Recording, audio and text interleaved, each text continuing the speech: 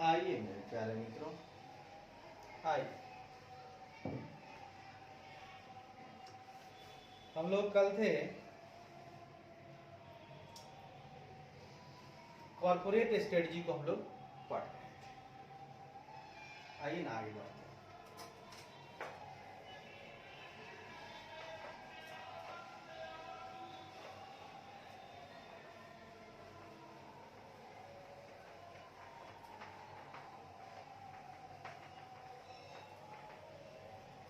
आइए आगे बढ़ते हैं।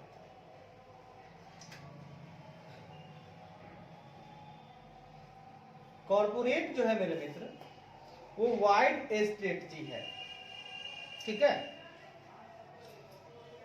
जिसको जरूरत है कि उसका ऑपरेशन किया जाए डिविजनल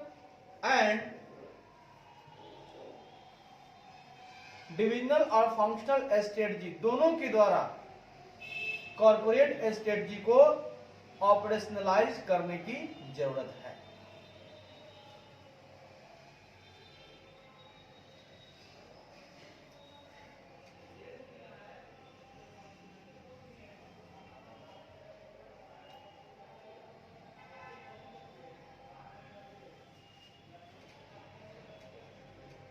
पहले बताई गई सारी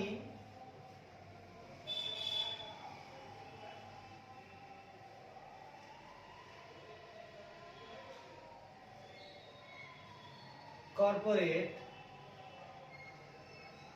वाइड स्ट्रेटजी, मतलब सारी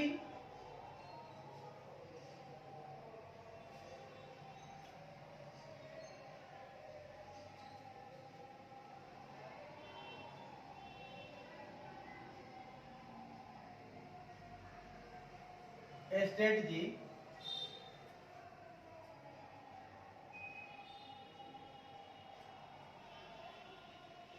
सारी कॉर्पोरेट स्ट्रेटजी जो है वो वाइड स्ट्रेटजी है, जिसको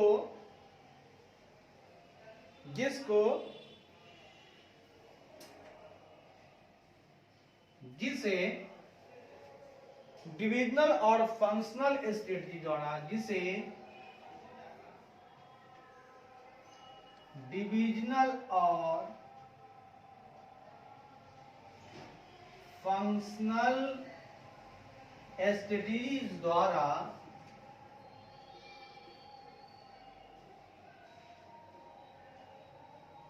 ऑपरेशनलाइज्ड करने की जरूरत है।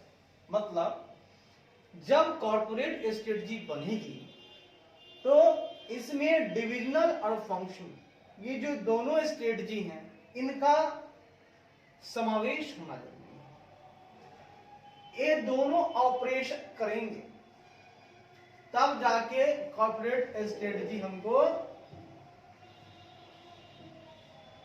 कॉर्पोरेट स्ट्रेटजी की जो चाहत है, जो गोल्स हैं, जो ऑब्जेक्टिव्स हैं, वो मिल पाएंगे। इन दोनों को मिलकर काम करना होगा। डिविजनल वाले और फंक्शनल वाले दोनों मिलकर काम करेंगे तब जाके कॉर्पोरेट स्ट्रेटजी का ऑब्जेक्टिव और गोल हमें प्राप्त हो पाएगा, ठीक है।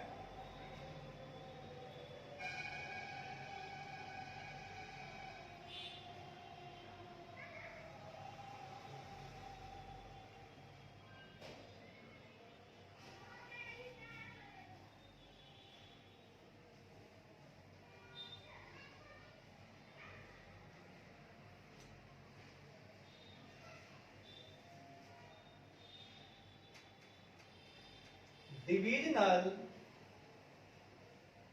तथा फंक्शनल स्ट्रेटजी में निम्नलिखित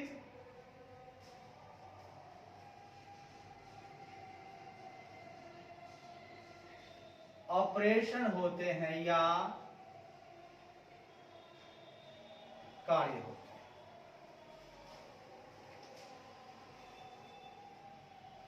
ठीक है।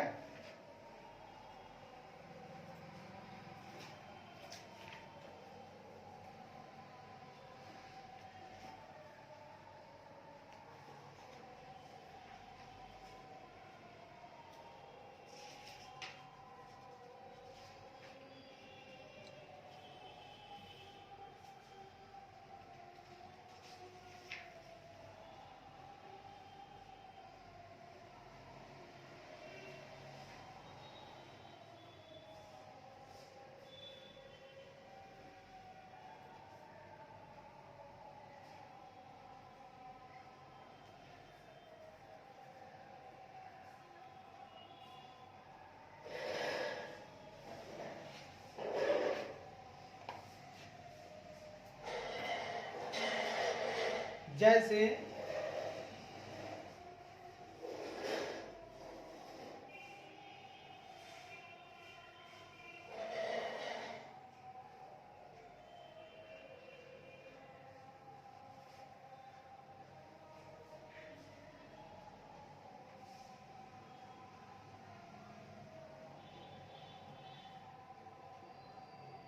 संबंधित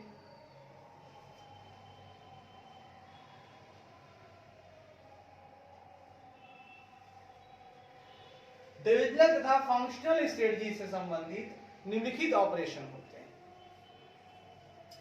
तो कॉर्पोरेट एक वाइड स्ट्रेटजी है जिसे डिविजनल और फंक्शनल स्ट्रेटजी द्वारा ऑपरेशनलाइज करने की जरूरत है। मतलब इन दोनों के द्वारा अगर उनका ऑपरेशन होगा, संचालन होगा, इन दोनों साथ मिलकर काम करेंगे, तब हमको कॉर्पोरेट स्ट्रेटजी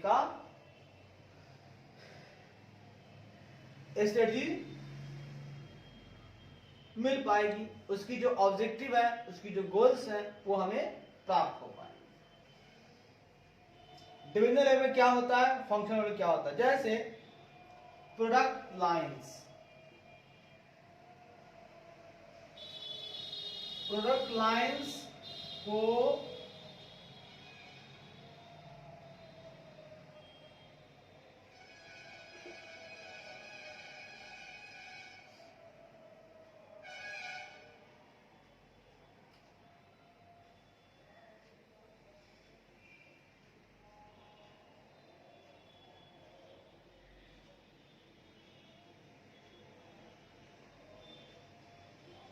प्रोडक्ट लाइंस को सही रूप में कार्य करना। दूसरा प्रोडक्शन वॉल्यूम,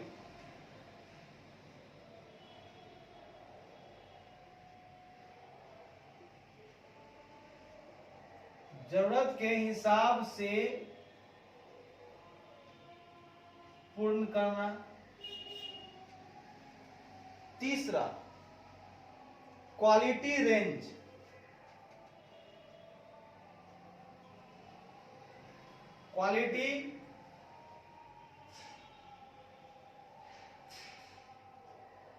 क्वालिटी रेंज को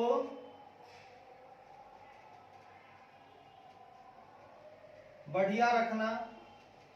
चौथा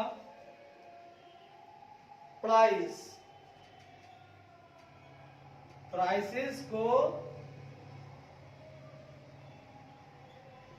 सही रखना या प्राइसेस को उचित रखना।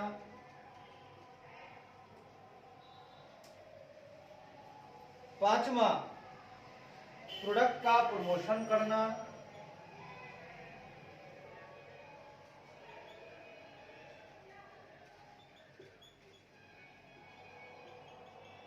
प्रोडक्ट को प्रमोशन करने का कार्य।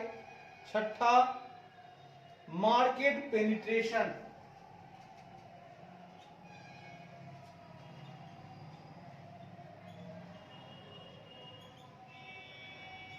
यानी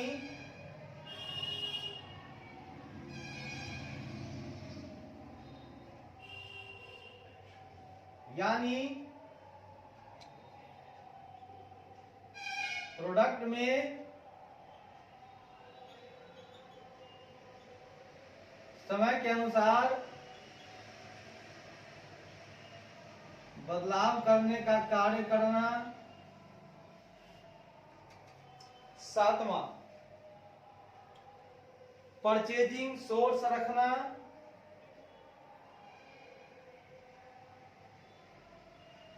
परचेजिंग सोर्सेस यानी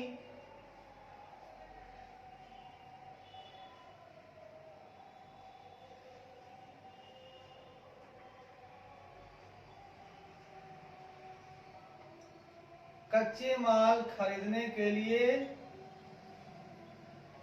पर्याप्त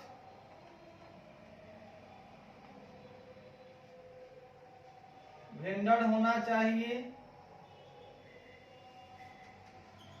8वां पर्सनल डेवलपमेंट,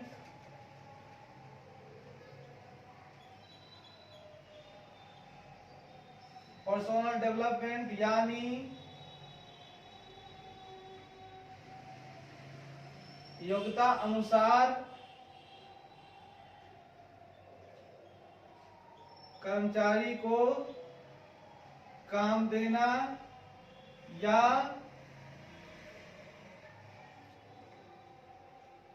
ट्रेनिंग देना ताकि वो अच्छे से वर्क कर पाए एंड शो ऑन।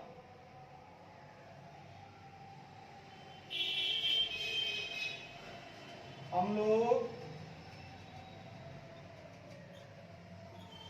अगले चैप्टर में इसे बढ़िया से समझेंगे। कैसे समझेंगे? बढ़िया से समझेंगे अगले चैप्टर में।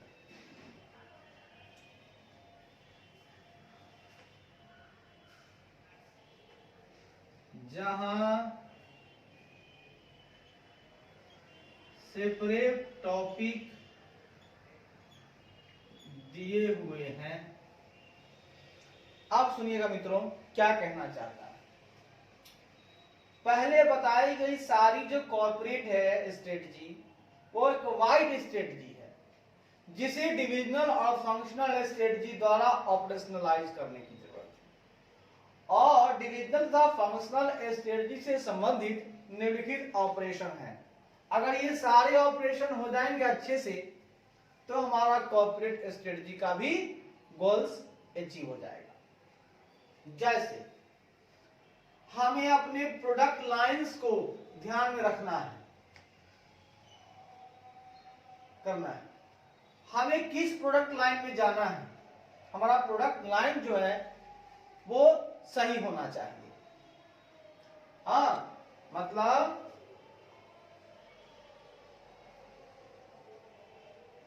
उत्पाद को वातावरण के दृष्टिकोण से सही होना चाहिए। वही प्रोडक्ट लाइन चुनेंगे और कंसिस्टेंट लेते चलेंगे। प्रोडक्शन का वॉल्यूम जरूरत के हिसाब से होना चाहिए, जैसी जरूरत हो उतना ही वॉल्यूम बन जाना चाहिए, तैयार होना चाहिए।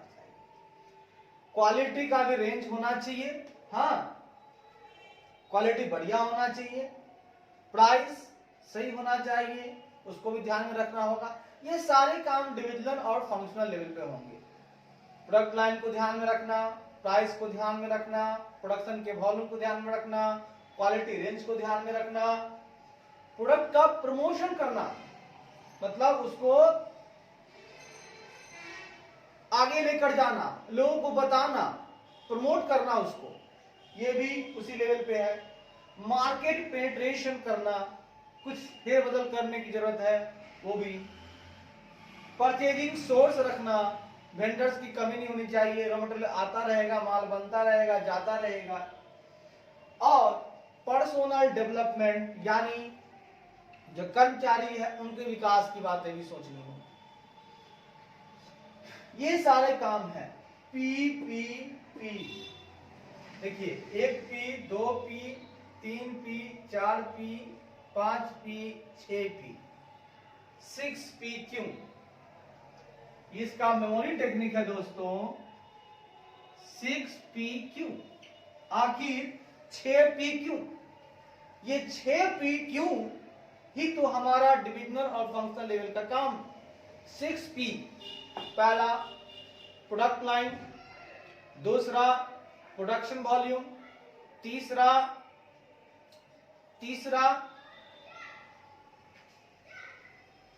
तीसरा प्राइसेस को ध्यान में रखना, चौथा प्रोडक्ट का प्रमोशन करना, पांचवा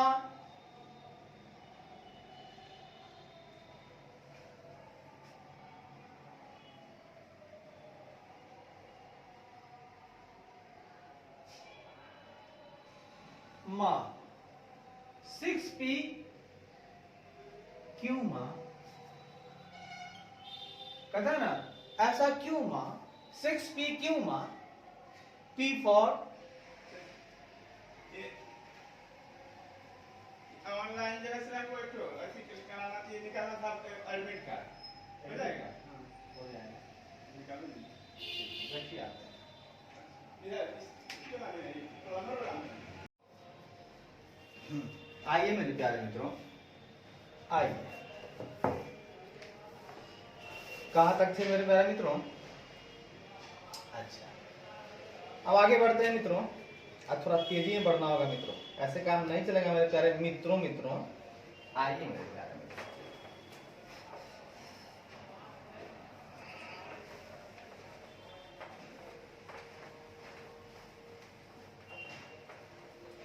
आइए मेरे प्यारे मित्रों, सुनिएगा। कुछ हम कहना चाह रहे हैं, कॉन्सेप्ट ऑफ स्ट्रेटजी में हम लोग आगे बढ़ रहे हैं, ठीक है। कहता है strategy is partly proactive and partly reactive. बड़ा ही खूबसूरत बात कही है इसने। स्ट्रेटजी जो है वह अंशतः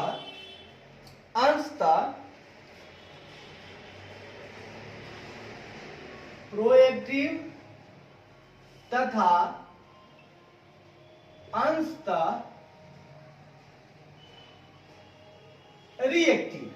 मतलब ये कहना चाहता है कि आपको कोई डिसीजन लेना है, आपको कुछ बदलाव लाना है, तो स्ट्रेटजी जो है, मान लीजिए इन्वायरमेंट में अचानक बदलाव आ गया, अचानक बदलाव अगर आता है, अचानक बदलाव, तो अचानक इन्वायरमेंट में, कहा इन्वायरमेंट में अचानक बदलाव आता है, तो स्ट्रेटजी को हम चेंज यानी रिएक्टिव तरीके से करेंगे, ठीक है ना, रिएक्टिव तरीके से करेंगे। प्रोएक्टिव का मतलब होता है पहले ही सोच समझकर, जब हमें पहले से ही बदलाव का पता है, तो स्ट्रेटजी को प्रोएक्टिव बेसिस पे बनाएंगे, यही को हम रिएक्टिव बेसिस पे बनाएंगे। तो कहना चाहता है आपसे कि हमारी जो रणनीति होती है, पहले से ही तपा तपाया सोचा समझा हो सकता है, तो हम लोग प्रोएक्टिव कहेंगे। अचानक हमको उसमें कुछ बदलाव की जरूरत पड़ेगी, तो हम उसको रिएक्टिव बेसिस पे बदलाव करेंगे। यानी स्ट्रेटजी क्या होता है? लचीला होता है, फ्लेक्सिबल होता है, प्राग्मेटिक होता है। स्ट्रेटजी को कभी भी याद रखिएगा मित्रों, स्ट्रेटजी को हार्ड एंड फास्ट की जरूरत नहीं है, ठीक है। यह नहीं कि भैया हम इसमें नहीं बदलाव करेंगे, नहीं साहब नहीं। जब भी आपको ऐसा महसूस होगा, प्रतीत होगा कि बदलाव करने की जरूरत है, तो आपको बदलाव करने की जरूरत पड़ेगी, ठीक है। अब आइए, एक कंपनी की स्ट्रेटजी है ना, आमतौर पर मिश्रण होती है। क्या होती है? मिश्रण होती है।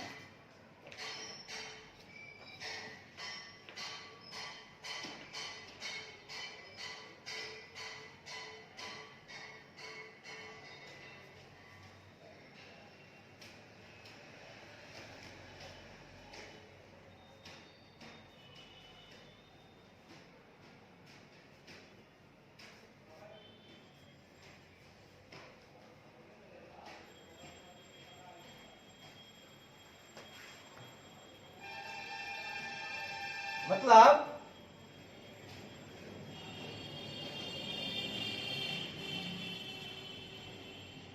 किसी कंपनी की स्ट्रेटजी आमतौर पर निम्न का मिश्रण होती है मित्रों। मिश्रण करना मित्रों, मिश्रण करना होता है मित्रों। ए मेरे प्यारे मित्रों, मिश्रण करना होता है। अब बात आगे बढ़ाएंगे। पहला पॉइंट,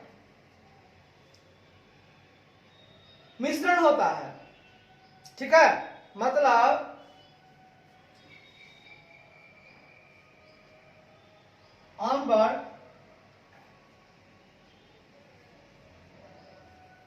आमतौर पर प्रोएक्टिव तथा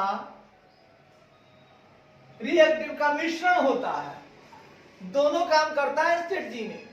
कभी कभी या हमेशा याद रखिएगा कि प्रोएक्टिव और रिएक्टिव दोनों तरह की स्ट्रेटजी एक साथ बनती है।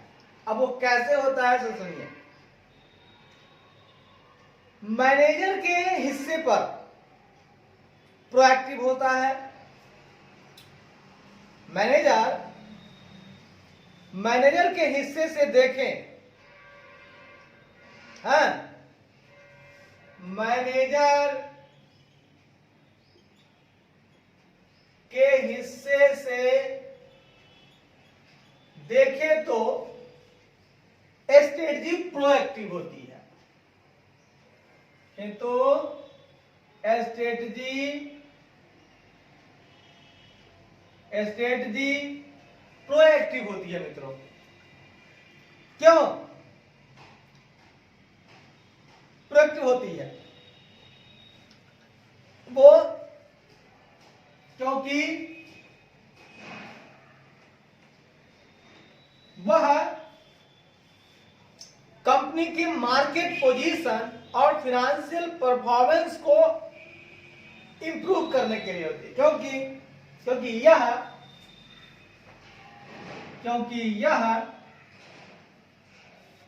कंपनी की मार्केट पोजीशन, यह कंपनी की मार्केट पोजीशन, यह कंपनी की मार्केट पोजीशन तथा फिनेंशियल परफॉर्मेंस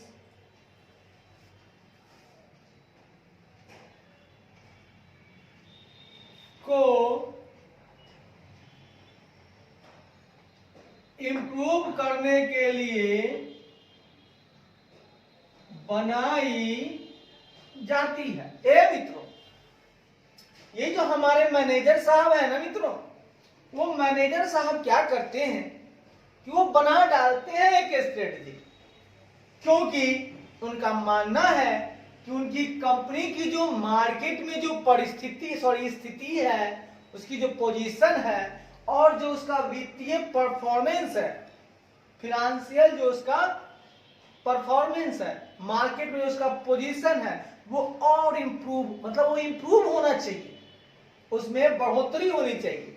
तो बढ़ोतरी चाहते हो तो पहले से ही तुम सोच समझ करके स्ट्रेटजी बनाते रहो ताकि उसकी फिनेंशियल परफॉर्मेंस अच्छी बनी रहे, मार्केट पोजीशन अच्छी हो तथा फिनेंशियल परफॉर्मेंस अच्छा हो, ऐसा होना चाहिए, उसके लिए उसको इंप्रूव करना चाहते हो तो मैनेजर के हिस्से से हमारी स्ट्रेटजी प्रोएक्टिव होनी चाहिए। अब आइए मेरे मित्र दूसरी बात हम करेंगे रिएक्शन को लेकर के। कहता है ये कि गतिशील बिजनेस इन्वायरमेंट में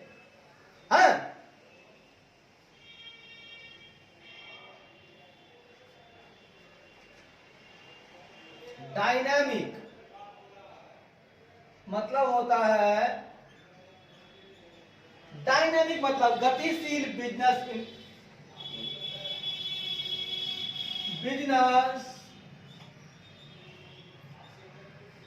इन्वायरमेंट में। अब देखिएगा आपका जो व्यापार का वातावरण है वो गतिशील है, बार बार चेंज हो रहा है। में अनएंटिसिपेटेड डेवलपमेंट इन्वायरमेंट में अनएंटिसिपेटेड मतलब अचानक, अनएंटिसिपेटेड डेवलपमेंट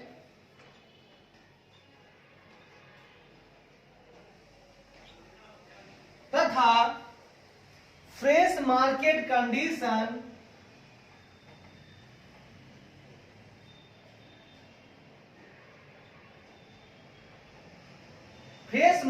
कंडीशन को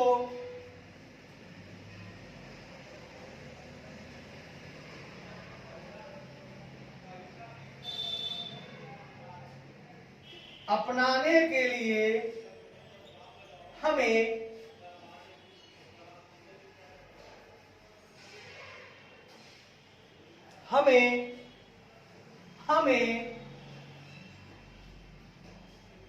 रिएक्टिव स्ट्रेटजी यानी को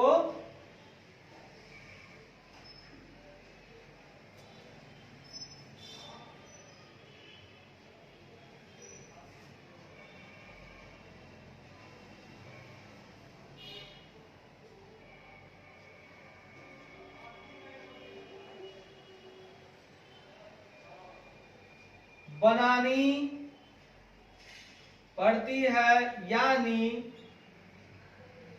रिएक्शन देना होता है इन्वायरमेंट के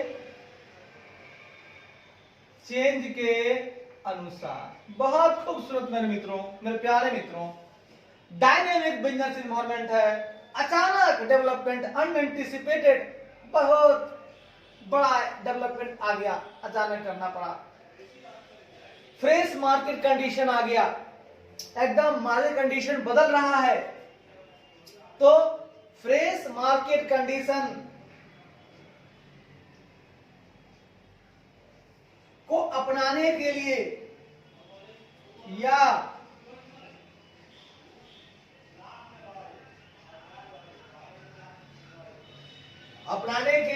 या फ्रेश मार्केट कंडीशन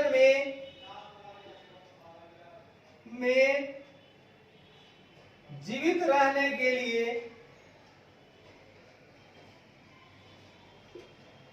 कंपनी को रिएक्टिव स्ट्रेटजी बढ़ानी पड़ती है। ठीक है, ओके, क्या कह सकते हैं कि मैनेजर को बढ़ानी पड़ती है? सुनिए, अच्छी बात है,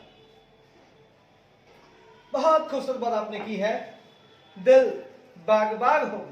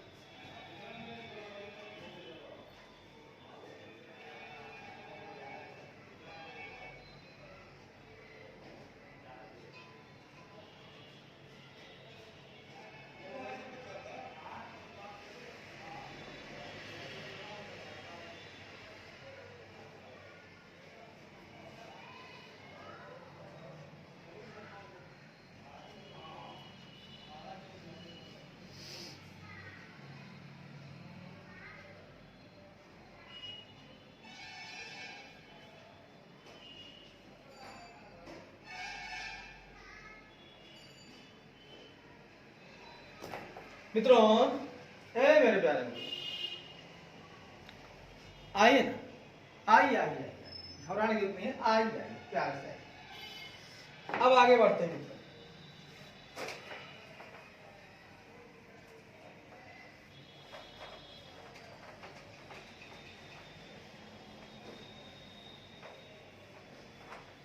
आइए, कहता है इन अदर वर्ड्स, दूसरे शब्दों में, दूसरे शब्दों में, इसी बात को घुमा फिरा के बोल रहा हूं।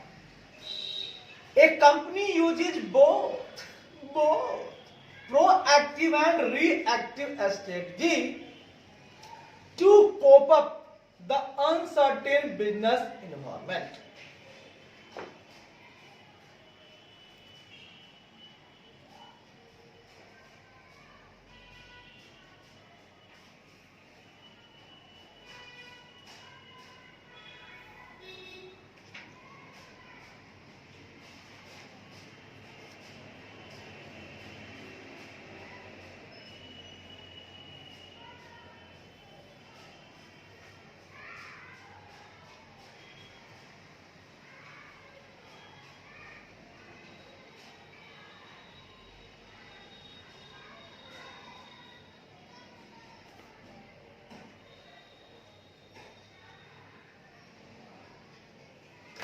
मेरे मित्र, हाँ, अनसर्टेन बिजनेस इन्वायरमेंट को का सामना करने के लिए, सुनिएगा, एक ऐसे की आराम से, किसी कंपनी को अनिश्चित यानी अनसर्टेन, अनिश्चित बिजनेस इन्वायरमेंट से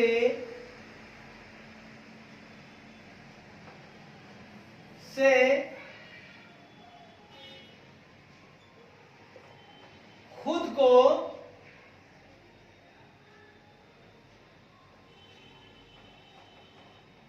संभालने या बचाने के लिए दोनों स्ट्रेटजी के लिए, दोनों स्ट्रेटजी यानी प्रोएक्टिव तथा रिएक्टिव दोनों स्ट्रेटजी को की इस्तेमाल करनी पड़ती है। ए मेरे प्यारे मित्रों, किसी कंपनी को अनिश्चित बिजनेस इन्वायरमेंट, हम जानते हैं व्यापार का जो वातावरण है वो बदलता रहता है, क्योंकि अनिश्चित वातावरण है और उससे इस कंपनी को बचना है या संभलना है, तो इसे दोनों स्ट्रेटजी का यूज करना होगा, प्रोएक्टिव का भी और रिएक्टिव का भी। बहुत बढ़िया मित्रों, बहुत शानदार मित्रों। ए मेरे प्यारे मित्रों, ए मेरे प्यारे मित्रों, आइए आइए मेरे प्यारे मित्रों, आइए सुनिएगा। प्रोएक्टिव स्ट्रेटजी जो है वो प्लांट स्ट्रेटजी है। आहा, बहुत सुंदर, पहले से ही सोच समझकर हम काम करते हैं। प्रोएक्टिव स्ट्रेटजी एक प्लांट स्ट्रेटजी है, जहां की या जबकि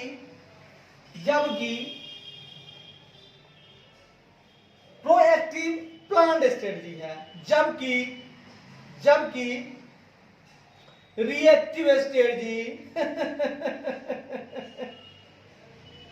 बदलती परिस्थितियों के में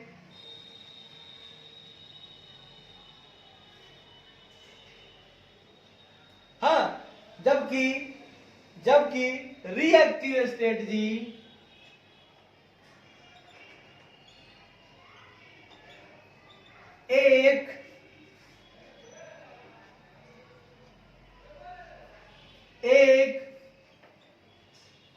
एडॉप्टिव, एक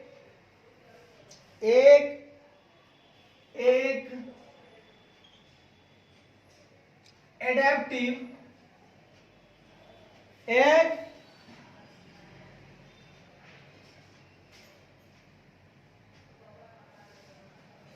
एडेप्टिव रिएक्शन स्ट्रेटजी है, रिएक्शन स्ट्रेटजी है जो बदलती परिस्थितियों के लिए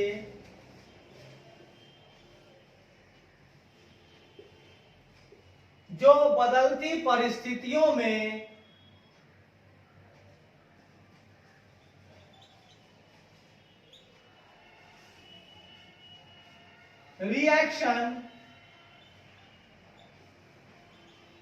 रिएक्शन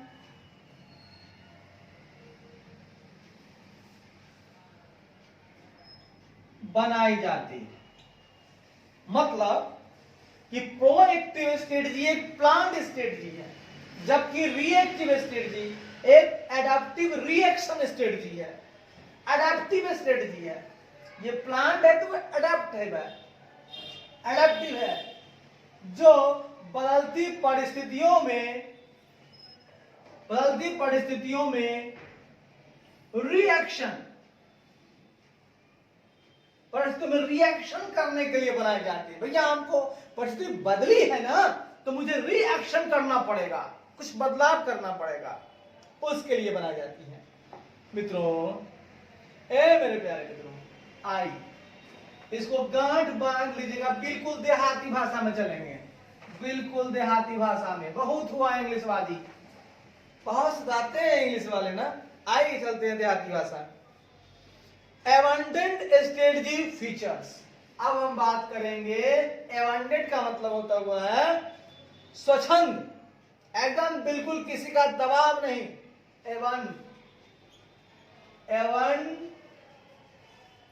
एबंडन मतलब स्वच्छंद। एबंडेंट स्ट्रेटजी फीचर्स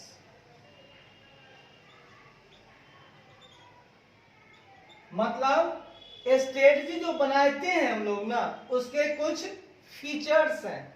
फीचर्स मतलब होता है विशेषता, ठीक है, या कह सकते हैं गुण। तो एक ऐसी स्ट्रेटजी जो बिल्कुल स्वच्छंद है, किसी के दबाव में नहीं है, उसके गुण की बात हम यहां करेंगे मित्रों। आइए ना मित्रों, तो मेरे मित्रों, कंपनी की एक्सपीरियंस, उसका नो हाउ, उसके रिसोर्स का स्ट्रेंथ, उसका वीकनेस एंड उसका कॉम्पिटिटिव कैपेबिलिटीज, इन सभी को देखते हुए हम लोग दो काम कर सकते हैं, ठीक है ना। आप मेरे मित्रों जब स्ट्रेटजी बनाते हैं कोई, आप एक कंपनी हो, ठीक है, आप एक कंपनी हो, एकदम देहाती भाषा में, आप एक कंपनी हो या आप एक इंसान है, आप घर बनाने चले, तो आप अपने आप को तौलेंगे ना साहब। आप कार खरीदने चले तो खुद को आप तौलेंगे कि आप कितने के योग्य हैं, 7 लाख के हैं, 8 लाख के हैं। तो उसी अकॉर्डिंग आपको अपनी स्ट्रेटजी बनानी होगी। भाई हम इसी पैसे में अपना जो है काम चला लेंगे। तो इसी तरह से यहां कह रहा है कि हमारी जो कंपनी है उसका एक्सपीरियंस, उसका नो हाउ, उसके रिसोर्स का स्ट्रेंथ, उसका वीकनेस और उसकी कॉम्पिटिटिव कैपेबिलिटीज, ये पूरे मिलाकर देखते हैं और उसके अकॉर्डिंग हम अपने स्ट्रेटजी बनाते हैं। तो पहले अगर देखते हुए बनाए तो प्लान, लेकिन अचानक मेरी कमजोरी आ गई, हमको कुछ हमारे में कमी आ गई और हम समाज बदलती इन्वायरमेंट के साथ हम चल नहीं पा रहे हैं, तो हमें करना होगा रिएक्टिव स्ट्रेटजी। तो मित्रों हमें ध्यान रखना होगा, हम कोई भी स्ट्रेटजी बनाएंगे तो स्ट्रेटजी बनाने से पहले क्या है करना, हमको देखना है, क्या देखना है, कंपनी का एक्सपीरियंस, एक्सपीरियंसेस, भैया कंपनी की एक्सपीरियंस क्या है। दूसरा, कंपनी का नो हाउ। नो हाउ का मतलब होता है ये एक तरह का गुडविल जैसा हो, मतलब उसकी जो काम करने के लिए एक क्षमता होता है, उसको हम लोग बोलते हैं नो हाउ।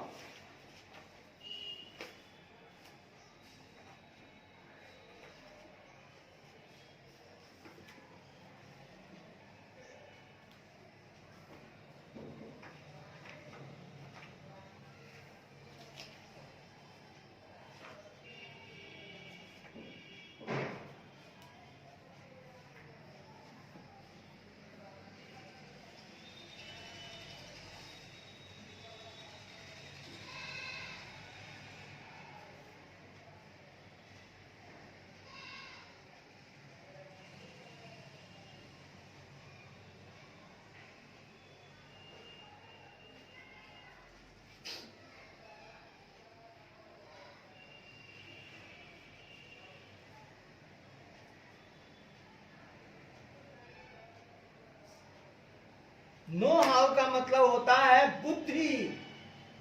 क्या होता है सर जी? बुद्धि, ज्ञान। ठीक है, नो हाउ मतलब होता है समझदारी, बुद्धि, ज्ञान। सुनिएगा, तो कंपनी की नो हाउ का मतलब होता है उसका ज्ञान। एक्सपीरियंस मतलब कितना वो तेज तर्राक है, कहां तक जा सकता है। ठीक है, उसके बाद हम लोग देखते हैं कंपनी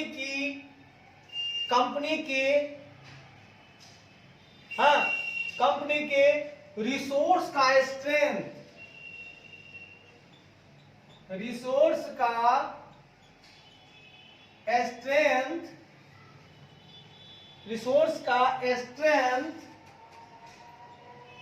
तथा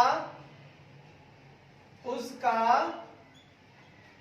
वीकनेस। स्ट्रेटजी ऐसे नहीं बनेगी, पहले देखेंगे भैया उसका एक्सपीरियंस कैसा है, फिर देखेंगे उसका ज्ञान कैसा है, फिर देखेंगे रिसोर्स में स्ट्रेंथ भी है कि वीकनेस है, वो देख लेंगे। हाँ, प्लस हम देखेंगे कंपनी की कॉम्पिटिटिव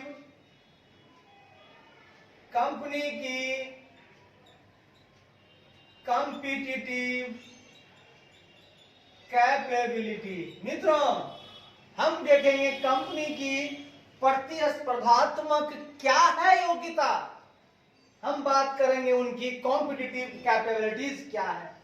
जब मेरे पास ये सारी जानकारी हो जाएगी मित्रों, मेरे प्यारे मित्रों, जब हमारे पास ये सारी जानकारी हो जाएगी तब हम स्टेप लेंगे दो तरह का।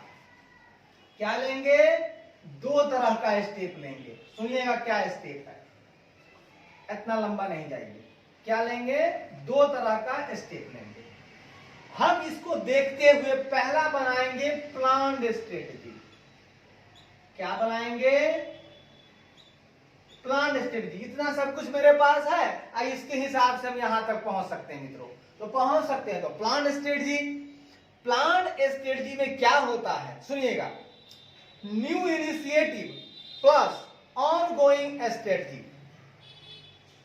Features continued from prior period. देखिए, प्लान्ड स्ट्रेटजी में क्या होता है कि अगर आप कुछ न्यू इनिशिएटिव लेना चाहते हैं, ठीक है ना,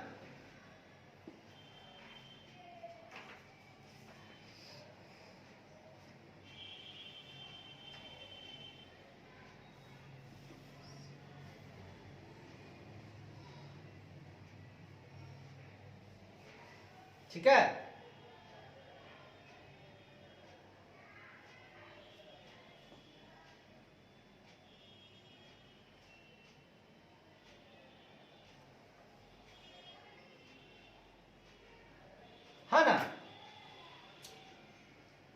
इसमें हम लोग क्या करते हैं प्लान में, कोई नई, हाँ हम लोग यहां पर नई इनिशिएटिव भी लेते हैं, मतलब नई कार्यवाही भी ले सकते हैं। प्लांट में है हम स्ट्रेटजी बनाते हैं तो नई कार्यवाही के लिए हम लोग लेकर चलते हैं।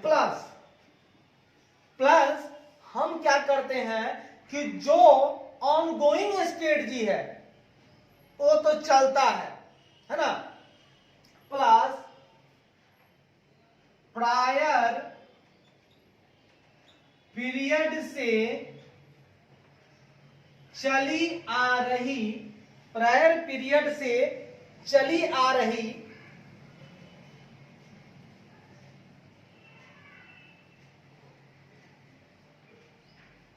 चली आ रही यानी पीरियड से लगातार चली आ रही स्ट्रेटजी, चली आ रही मतलब ऑन गोइंग, इसको बोल सकते हैं आप ऑन गोइंग। क्या बोलेगा, ऑन गोइंग, चली आ रही स्ट्रेटजी तो होगा ही प्लांट में, उसके बारे में स्ट्रेटजी लेंगे या प्लस अगर कुछ नया करना चाहते हैं तो वो भी ले लेंगे। हाँ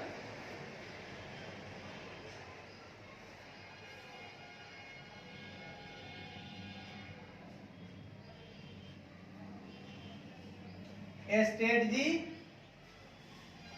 फीचर्स, मतलब जो फीचर्स पहले से चली आ रही है कंटिन्यू वो तो हम लेंगे, अब प्लस कुछ न्यू इनिशिएटिव भी करेंगे, मतलब स्ट्रेटजी में कुछ बदलाव भी लाएंगे। बड़ी खूबसूरत बात कह दी दोस्तों कि प्लांट स्ट्रेटजी में हम लोग करते क्या है कि पहला नंबर कि भैया जो पहले से हम स्ट्रेटजी बनाए होंगे वो तो चलेगी ही चलेगी, प्लस कुछ बदलाव वाली बात होगी वो भी आ जाएगी, तब हम लोग इस तरह से बना लेंगे मित्रों प्लांट स्ट्रेटजी। बहुत खूब, बहुत शानदार प्लांट स्ट्रेटजी। दूसरी बात, हम लेंगे एक और स्ट्रेटजी, इनको देखते हुए हम बनाएंगे रिएक्टिव स्ट्रेटजी। सुनिएगा क्या बनाएंगे मित्रों, रिएक्टिव स्ट्रेटजी। बिल्कुल मॉड्यूल का लाइन बाय लाइन चलेंगे, एकदम मॉड्यूल को रगड़ डालेंगे। मॉड्यूल अपना है बाकी सब सपना है, मॉड्यूल अपना है और बाकी सारे सपने हैं, सारा सपना है। धन्यवाद। आइएगा, रिएक्टिव स्ट्रेटजी का मतलब होता है adaptive reactions to changing circumstances, मतलब बदलती परिस्थिति के लिए बनाई गई के लिए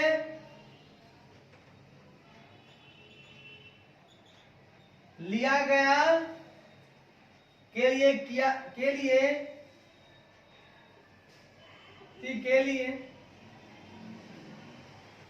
लिए एडेप्टिव रिएक्शन देना।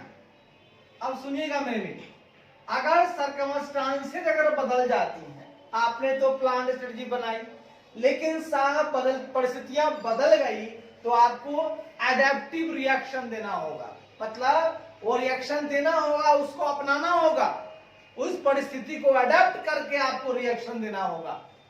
ये नहीं कि बदल गया अब हम क्या करें, अब भैया करना होगा, आपको परिस्थिति के हिसाब से रिएक्शन देना होगा, उसको अपनाना होगा। ऐसे काम नहीं चलेगा, स्ट्रेटजी एक बार बना दिए हो गया, नहीं। जब हम लोग ये दोनों स्ट्रेटजी करते हैं मित्रों, ये दोनों स्ट्रेटजी हम लोग करते हैं, तब हमारा जो एक कंपनी का एक्चुअल कंपनी स्ट्रेटजी बनती है। दोनों को मिलाकर किसी कंपनी की एक्चुअल स्ट्रेटजी बनती है। बहुत शानदार, बहुत झकास, बहुत बढ़िया। ये क्या है, कंपनी का actual strategy is partly plan and partly reactive. इसका नाम हम देते हैं फिगर का नाम देते हैं यह चित्र किसी कंपनी की एक्चुअल स्ट्रेटजी का है जो कि पार्टली प्लान तथा पार्टली रिएक्टिव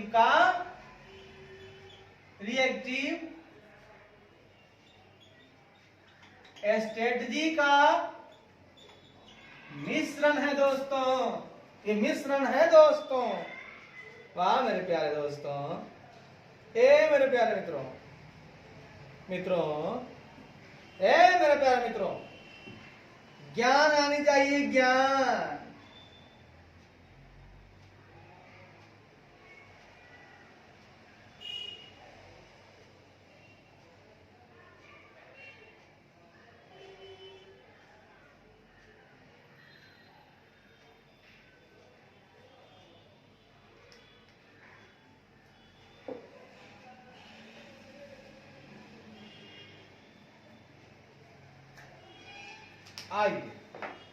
आइए मेरे प्यारे मित्रों, आइए मेरे प्यारे मित्रों, आइए मेरे प्यारे मित्रों, आइए मेरे प्यारे मित्रों, चलिए मेरे प्यारे मित्रों आगे बढ़ते हैं। मित्रों आइए एकदम देहाती भाषा में चलेंगे मित्रों। इतना बार रिपीट करेंगे मित्रों, बस पूछो मत। आइए